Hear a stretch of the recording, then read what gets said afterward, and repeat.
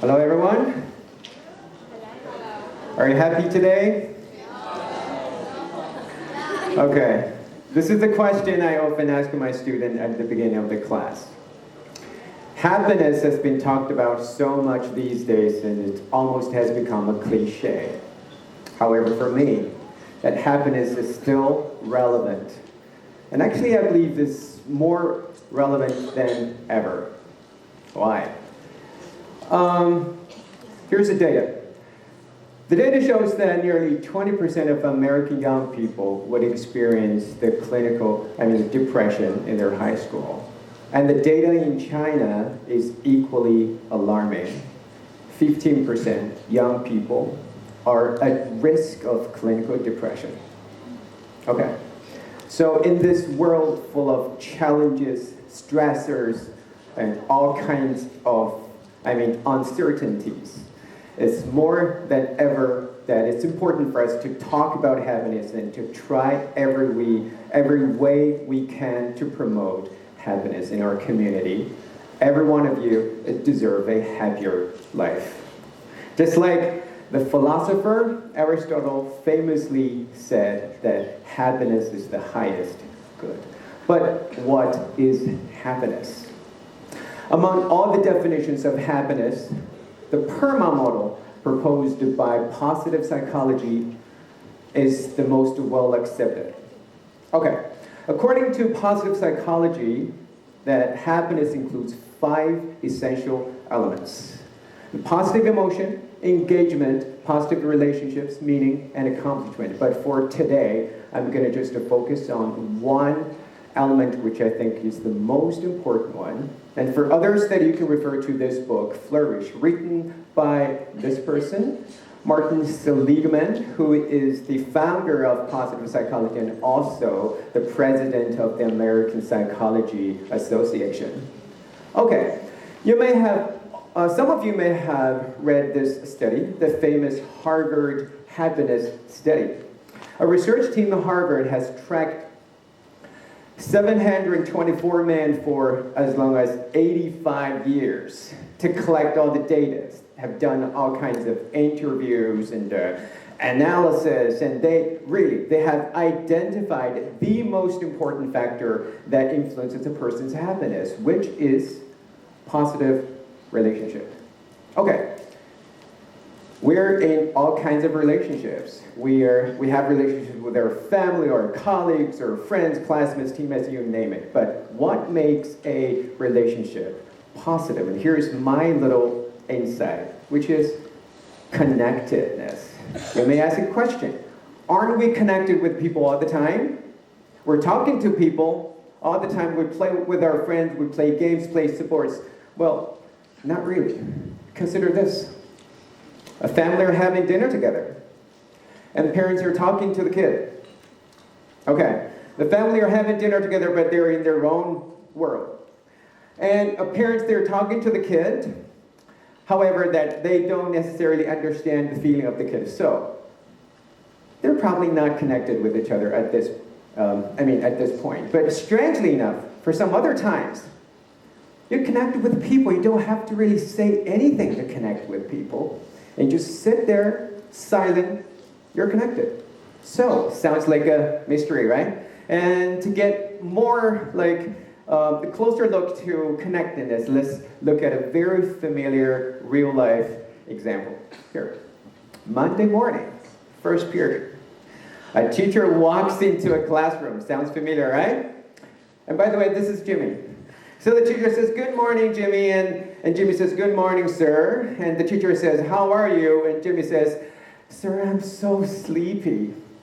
Now I want you to think about, if you're a teacher, how are you going to respond to Jimmy? If you're a student, I want you to put your feet in Jimmy's shoes. What do you like the teacher say to you? Okay. Go to sleep. Take a nap. Okay, I wish I could say that too.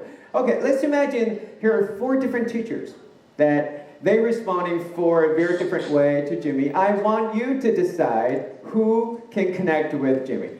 Teacher A.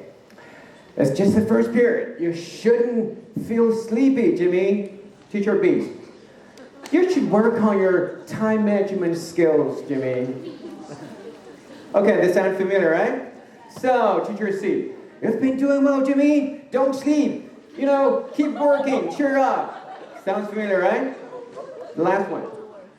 Monday morning isn't easy for me too. If you're a teacher, you know what I'm talking about, okay? So, is everything okay? Which one? C, D. Oh, you guess D is because it's the longest answer. Okay. Let's look at it. For number one, when the teacher says you should not feel sleepy, that the teacher does not accept Jimmy's feeling. It makes feeling sleepy illegal in classroom. Okay, when a person does not accept your feeling, you don't want to connect with that person because that person is simply saying, like, in a very subtle way that you are not important. The other one. The second one, that Jimmy is under judgment. Oh, your time management is poor. This sounds pretty reasonable probably, but when a person is under judgment, you know what? That person will build a psychological wall to protect him or herself. With that wall, all kinds of possible connections will be cut off. Number three, sounds great, right? The teacher is very encouraging. But are they connected? Not really, because when the teacher is saying this, the teacher simply just ignored Jimmy's feeling. It means that, no, I haven't heard anything, okay? So this one also has shown Jimmy that, oh, my feeling is not important. When the person is trying to say that you're not important, you don't want it to have too much to do with that person, right? But for the last one, okay, it seems like the teacher does not really do anything or offer any new insight or messages or anything. But the teacher actually did two things. One is share feeling. The other one is build understanding. The teacher is trying to understand what's happening to Jimmy. Okay, and this brings us to the two core element of connectedness, which is share feelings and build understanding. Because we are sharing feelings with another person. The kind of implicit meaning you're trying to say is that you're not alone. Okay? And the other one, when you're trying to understand a person, you're simply saying, hey, you are important. Do you want to be friends with this kind of person? Of course we do, right? And also you want to be you want to have this kind of teacher, right? So, also, when we're sharing feelings, we're actually showing empathy. And when we are trying to understand another person, simply we need to listen. So this leads to the method for us to get to connected, which is empathetic listening. All right. Empathy, everybody, it seems like we're talking about empathy a lot, right? But here, I want to share a little bit more. When we're saying empathy, when a person is showing a feeling, you are simply just there and say, hey, I feel the same feeling with you. You're not alone. But this term is often confused with another term, which sounds pretty similar, but it's very different. That is sympathy, right? Sympathy is great, but we're showing sympathy. You're just staying up there and say, "Hey, poor guy, I'm sorry." But that's great. But that person down there, he does not necessarily feel supported or connected. Okay, let's just wrap up what we have already talked about. Okay, the first one is. I talked about happiness is important.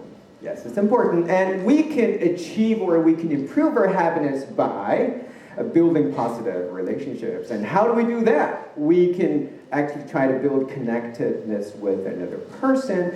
And we can listen empathetically to build connectedness with another person. But here comes to my final question.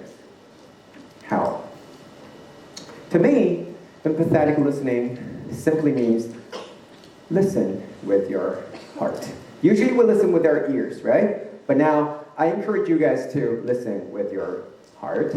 Okay, how do we do that? Here's how. When you're listening to another person, pay your full attention. Don't check your phone. Don't think about your own things. Just be there with that person. Also, accept whatever feeling that person presents. He may be sad, he may be disappointed, he may be excited, he may be just angry about it, whatever the feeling that person shows, like it or not, just accept it. And that's the reality, okay? And also, don't think of yourself too much. When you're listening to another person, don't make yourself the center of the conversation.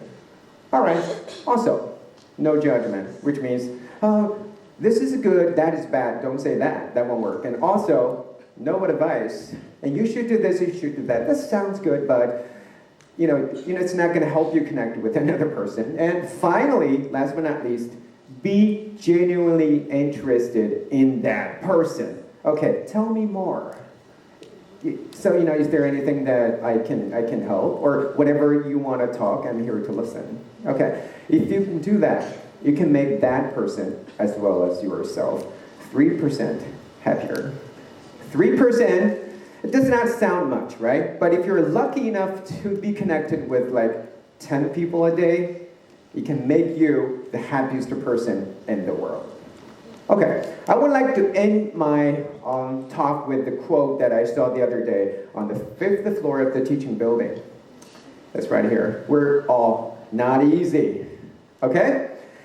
Wish you all 3% happier every day. Thank you.